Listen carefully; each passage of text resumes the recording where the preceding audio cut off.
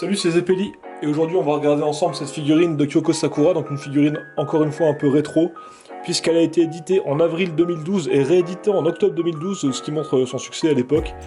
Une figurine qui était sortie pour un prix de 3667 yens, donc ce qui équivaut à une bonne trentaine d'euros. Et c'est la Figma, donc numéro 128. C'est une figurine qui, comme toutes celles de la gamme, est donc sculptée par Max Factory et Masaki Asai, donc les gens qui s'occupent de la gamme en règle générale, hein. Il y a des exceptions, mais donc c'est une classique. Et on va regarder rapidement la boîte. Alors, première face, comme d'habitude, une face transparente où on voit le personnage ici, différents visages, une partie de son arme, des accessoires, et ici la petite figurine de Kyubey. On a ici les mentions habituelles, Figma, le nom du personnage en dessous, le chiffre. Sur le côté, mention habituelle. L'autre côté, un visuel du personnage ici avec un visage alternatif. Donc on a ici un visage, voilà, un Poki, ou enfin ce qu'on appellerait chez nous un Mikado, quoi, dans la bouche. Et derrière, là c'est plus intéressant, les différentes poses possibles. Donc son arme, ici on voit que dans la main elle a aussi un taiyaki donc qui est fourni. Pareil ici pour la pose. Et une deuxième forme de son arme, puisque si vous avez vu la série, vous pouvez voir qu'en fait ça se divise en différentes petites parties et ça fait comme une sorte de fouet. Donc ce qu'on peut faire ici, comme on le voit là. Au-dessus, un visuel dans une pose de combat, et en dessous, même pose et même visuel. Alors quand on regarde de près, en fait on voit qu'il y a deux blisters, donc un deuxième qui est ici derrière, où en fait on a simplement les différentes parties de son arme dans sa forme articulée, où elle est composée de différents petits bâtons avec reliés par des chaînes. On a ici, dans le blister principal, le personnage en pied, voilà. On a un visage qui peut tenir un Poki dans la bouche, un visage hurlant, une main avec le taiyaki, une main avec la boîte de Poki, les deux petits Poki de différentes tailles pour en avoir un qui est plus ou moins mangé. On a ici ensuite la figurine de Kyubey, et on a hop, le manche de la lance, et la tête de la lance ici. A noter qu'en dessous, on a également un petit objet ici qui sert à retenir les mains alternatives.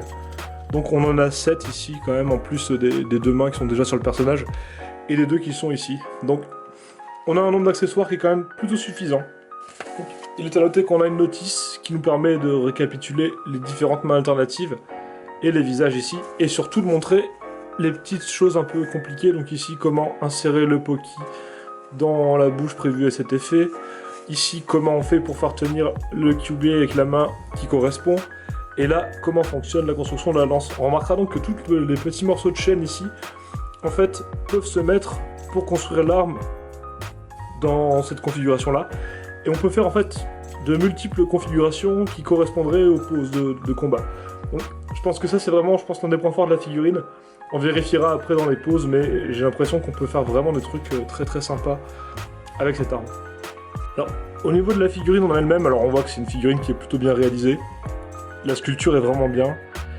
Les détails sont réussis. Au niveau de la peinture, c'est très propre. Bon, c'est des aplats, mais ça correspond encore une fois au style de la série originelle. Et on a un usage intéressant de différents matériaux afin de pouvoir rendre les articulations assez agréables. Alors, on notera qu'ici, cette partie-là de cheveux est en fait souple pour pouvoir permettre l'articulation ici. On notera que la jupe est également relativement souple. Par contre, ces parties-là, ici, elles sont dures, mais articulées par des joints qu'on voit ici à l'arrière. Hop. Donc, qui permet d'articuler les différents pans de la jupe afin de donner des poses dynamiques. On a les articulations habituelles qu'on a sur la Figma, ici, là, sans problème. On peut voir sur les jambes parce que c'est pas non plus difficile à articuler, mais ça peut être gêné par cette partie-là. Bon, encore une fois, c'est articulé, donc on peut se débrouiller avec. On aurait peut-être préféré que la jupe soit en fait entièrement dans un plastique souple, mais ça fonctionne franchement, donc à voir au niveau des poses possibles. C'est pas non plus dérangeant, donc c'est plutôt agréable à prendre en main, et surtout c'est très très fidèle à ce qu'on voit dans la série. C'est un travail très propre. Pour une figurine de 2012, en fait, on a finalement rien à redire. Et elle n'a rien à envier aux figurines récentes, si ce n'est comme pour la version civile, c'est-à-dire le problème du fait que c'est une ancienne Figma, donc ici que les mains sont faites de sorte que, à ce qu'on voit l'articulation ici, et parce que le peg il est sur la main et il n'est pas à l'intérieur du bras. Donc je vais vous montrer ça un peu, mais quand on démonte une main, voilà. Le peg il est ici. Voilà, sur la main. Et on a un trou dans le bras, donc c'est fait comme ça. Et aujourd'hui c'est inversé en fait. C'est inversé, c'est-à-dire que le peg il vient du bras, et le trou est dans les mains, comme ça permet plus facilement de les emboîter. Et esthétiquement, on n'a pas l'articulation ici visible comme on voit là. Bon. Donc, mis à part ce petit détail-là, en fait, c'est vraiment la perfection.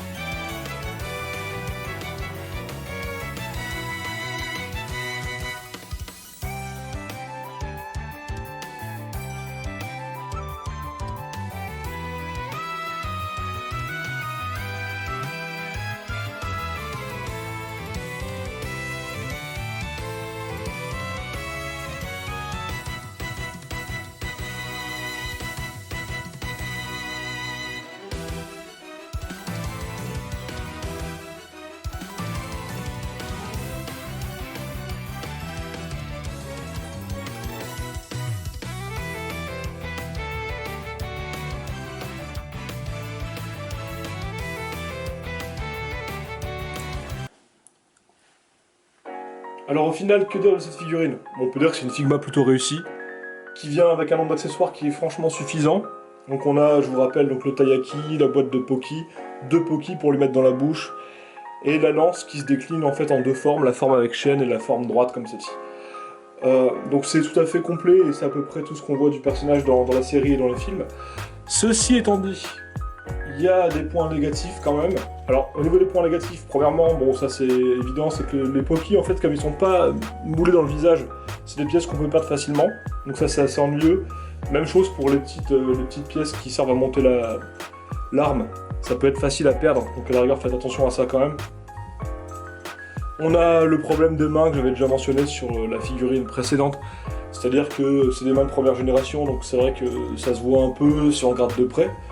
Et on a le problème des pans de la jupe ici derrière qui sont articulés avec des articulations particulièrement visibles, donc c'est vrai que ça c'est un peu gênant.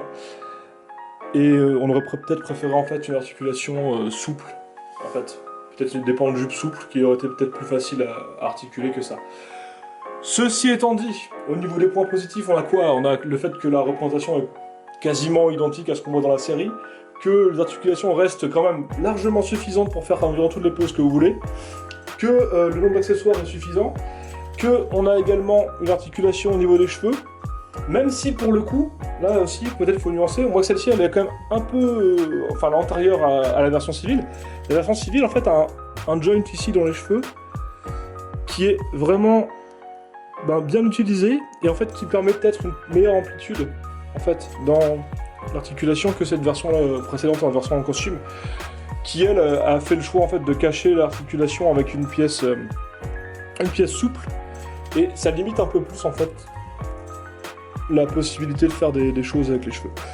Ceci étant dit, rien ne vous empêche d'alterner les deux têtes en fait pour pouvoir faire quelque chose de sympa. Bon, ceci dit, c'est pas gênant. Les deux personnages sont réussis, les deux versions du personnage sont réussies. Elles sont pas non plus franchement différentes l'une de l'autre en termes de rendu, donc il n'y a pas incohérence. Donc clairement, je vous conseillerais peut-être en fait cette version-là, quand même la version costumée par rapport à la version civile, si vous voulez quelque chose de plus iconique.